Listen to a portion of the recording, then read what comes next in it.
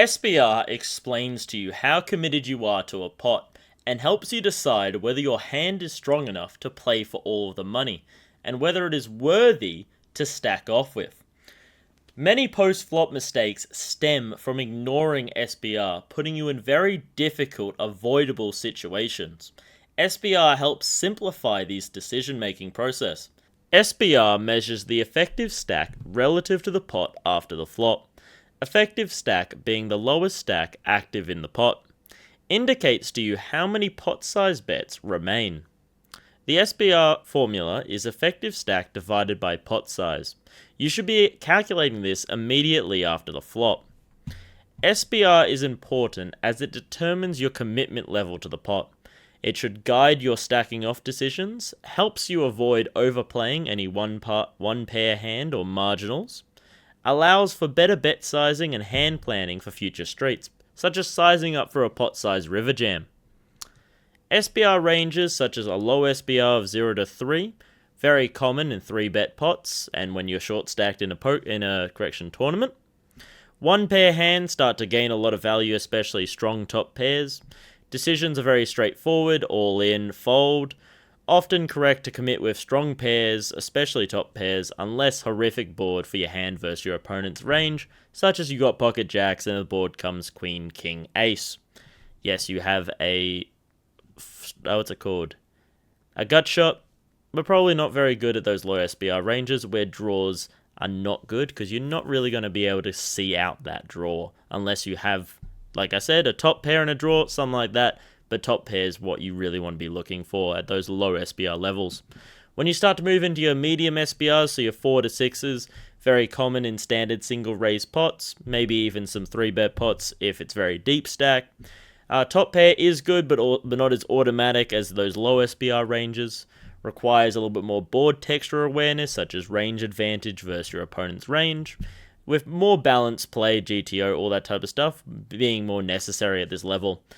Be very careful of very marginal hands, middle pair, middling kickers, all that type of stuff, unless they have some nut potential, such as you got a flush draw, you got a straight draw, you got the nut straight draw, such as for example, or if it's a more of a marginal, watch out even if your marginal flush draws, depending on your opponent's play.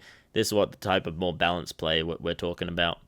Once you start to move into those high SBR levels, so your 7 plus, very common in your deep stack cash games. One singular pair start to lose a lot of value with big hands, such as your top strong pairs, such as sets, 2 pairs. Draws start to dominate a lot more when you get to that high SBR level. The standard of winning hand increases exponentially, with position becoming far more critical, especially for those draws, getting more information, and then playing as you should from there. How you should be using your SBR in some real hands. So first thing, you should be always identifying the effective stack once you get to the flop. Look around, see whoever's the shortest stack, and then that's your effective stack for the pot, because you can only win the lowest amount of money that is available in the pot, essentially. Make sure you calculate that SBR nice and quickly. It shouldn't be a long process for you, as with majority of cash games, you're only going to be acting very, very quickly. Your 15, 10 second, 30 second timers, whatever you have. So you want to be able to do that SBR calculation really, really quickly, so then you can start building your hand analysis from there.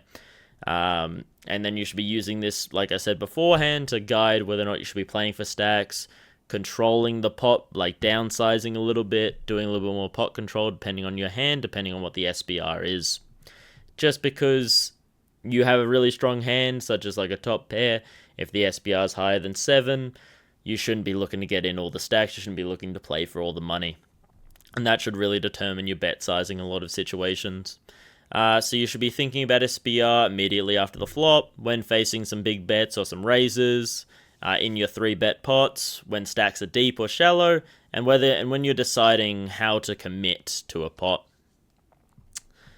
So stack to pot ratios in cash games, stacks are deep and reloadable. SBR usually very high in cash games. One hand pairs lose a lot of value in those cash games, with nut potential hands performing best, with pot control being a little bit more important. So with your cash games, SBR strategy, dictates that you should be avoiding stacking off with marginal top pairs. So, for example, let's say you got ace 7 suited, board comes ace 9 3, something like that, and let's say you aren't the pre-flop aggressor, you shouldn't be looking to stack off your marginal top pairs when SPR isn't at that 0 to 3 range. You should be looking more, thinking about your position, manage the pot size relative to your hand strength. So not overplaying those hands is the main thing we want to be looking for. But stack to pot ratio in tournaments acts a lot differently, especially when your short stacks or as the blinds increase a lot higher, and a raise means a lot more in relation to your stack size. With those, similar to how we were talking before, with when the stack to pot ratio goes down, those one pair hands gain a lot of value. Commitment decisions happen a lot faster, and you should be looking to commit a lot more. And then you should be okay. There's a lot of situations, especially with those low SBR, that you should be okay with stacking off in a lot of situations. And then when you are at that low stack to pot ratio, you shouldn't be looking to really fight for your draws, or because you're just not really going to get to be able to see your draw in a lot of situations, as someone else is most likely going to put you all in a lot of situations. So you should be avoiding those marginals, avoiding your draws, and mostly when your stack to pot ratio is so low, just be focusing on even those marginal top pairs, low top pairs, even like an ace 2, ace 3, those are still good top pairs that you should be looking to get all the money in if you're very short stacked in a tournament. Some common SBR mistakes, such as ignoring it overall, just means that your bet sizing will be very off on a lot of situations. You could, almost not knowing how much money they have, you could bet 75% of their stack, or you could be betting too low in relation to what you have, and then they're just thinking in terms of their SBR, going, okay, it's good to go for my draw, something like that. So you shouldn't be ignoring it at all. You could put yourself into a lot of tough situations that you didn't expect to put yourself in if you don't know what the SBR is. You should be avoiding overvaluing top pairs at high SBR levels. So, for example, let's say you got that A7 suited I was talking before. Let's say there is a draw out there. So let's say it's A7, the correction, like Ace 9 2 or something, but that Ace and that 9 are both hearts. Or let's say all three of them are hearts, something like that. Your top pair goes way down in value when draws start to come in at that high SBR level. You should also be avoiding overfolding at your low SBR levels, so you should be okay with, even if it's a marginal kicker, low kicker, you should be okay with getting all the money in at that low SBR level with your top pairs, regardless of the kicker, essentially. Especially in your tournaments, your cash games, you should be okay with stacking off there, or at least trying to play for all of the money. And then the main other one is failing to plan using your SBR. So once you have calculated that SBR, you should be using that to then plan how you're going to play for your future streets, how you're going to size your bets, and what you want to do. So some advanced SBR planning, so you can adjust your pre-flop sizing intentionally based on what type of SBR you think you're going to have with your opponent, if you know you're going to be heads up with him. So you could, for example, if you have some draws, you want to be looking potentially to flat a little bit more to keep SBR high, keep your stacks deep with your opponent, give yourself a better chance to be able to see that draw hit. And like we were saying before, in terms of always thinking that one street ahead, thinking, okay, if I size up now, how much am I going to have left behind for my river bet, especially important for bluffs. You know, you got to make sure you maximize your forward equity being the percentage chance that your opponent's going to fold to your bet.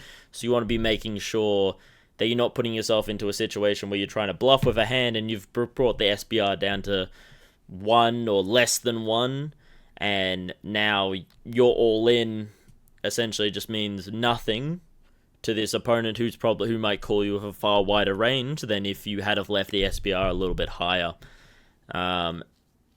And then allow yourself to have a more relatively higher river jam for a bluff, or even Not much for value, but as in, like, we're just talking about your bluffs, or potentially even for value, you want to get that SPR maybe lower, so they're calling you with a wider range for your strong hands.